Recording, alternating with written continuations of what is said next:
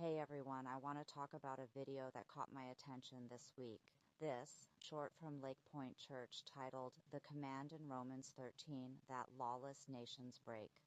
In the video, the speaker delivers a fiery message, echoing rhetoric from a recent Stephen Miller speech during the Charlie Kirk Memorial and insisting that a righteous government must be a terror to bad conduct. I will defeat the dark. We will prevail over the forces of wickedness. His argument frames Romans 13 as a mandate for authorities to create a society where people are terrified to do wrong. One of the roles of a righteous government is to be a, quote, terror to bad conduct. As someone raised in a conservative home but who has since developed my own perspective, that interpretation hit a nerve. When a call for biblical order turns into a call for fear, we must pause and ask, are we truly reading the Bible, or are we projecting our own politics onto it? I can appreciate the effort to explain why many on the right use Romans 13 as a shield for political leaders. But the video's central claim, that we must be afraid and submit because government is an avenger, is dangerously one-sided.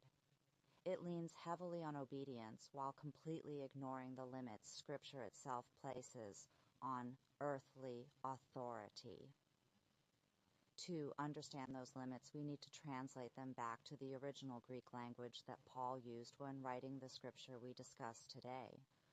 For submit, in Romans 13, the Greek word is hypotásso, and that's important. Hypotásso does not refer to military-like blind obedience.